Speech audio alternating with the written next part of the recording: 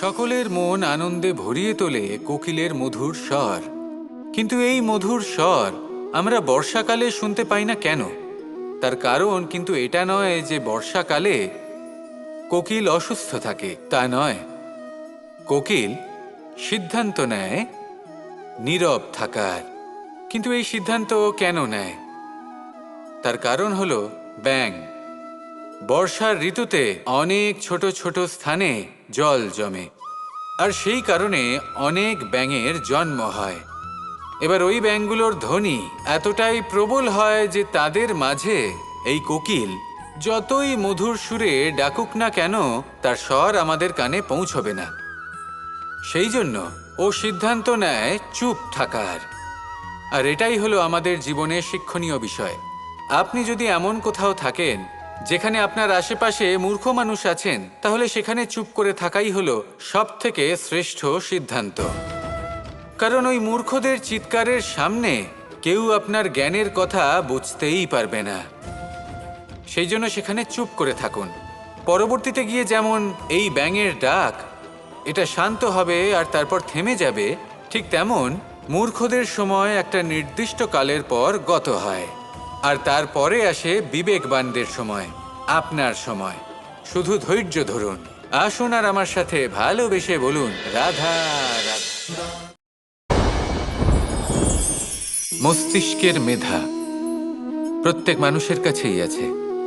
এর বর্গীকরণ করা সম্ভব তিনটি স্তরে: নিম্ন, মধ্য এবং উচ্চ।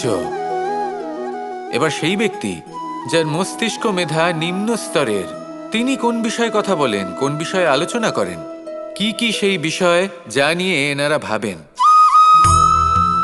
লেনদেন, লাভ ক্ষতি, সম্পর্ক ভাঙা গড়া, জীবনের এই ছোট ছোট বিষয়গুলি। এর ঊর্ধ্বে এনাদের কথা এবং ভাবনা যায়ই না।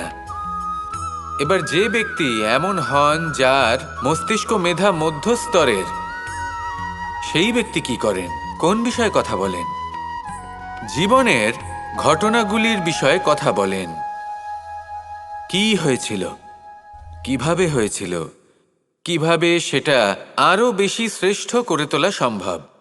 আর সেই ব্যক্তি যাদের মস্তিষ্ক মেধা উচ্চ স্তরে থাকে, তারা কি নিয়ে ভাবেন, তারা কি নিয়ে আলোচনা করতে থাকেন? তিনি ভাবেন যে কিভাবে নিজের চিন্তাভাবনা আরো বেশি শ্রেষ্ঠ করে তোলা সম্ভব। তিনি ভাবেন যে কিভাবে আমরা নিজেদের অপগুণগুলিকে দূর করে দিতে পারি, কারণ সেটা করতে পারলে জীবন আপনা থেকেই শ্রেষ্ঠ হয়ে উঠবে। মস্তিষ্ক মেধা আমাদের সবার কাছে আছে। এবার আমাদের এটা বেছে নিতে হবে যে কোন স্তরটা আমরা আপন করতে চাই। যদি আজকের এই মুহূর্তে আপনি নিম্ন স্তরেও থাকেন, তাহলে তা মেনে নিন, চিন্তার কোনো বিষয় নেই। এখনো চাইলে আপনি উচ্চ স্তরে পৌঁছতেই পারেন। সেটাই বেছে নিন, জীবন শ্রেষ্ঠ করে তুলুন, আর আমার সাথে ভালোবেসে বলুন, রাধা রাধা।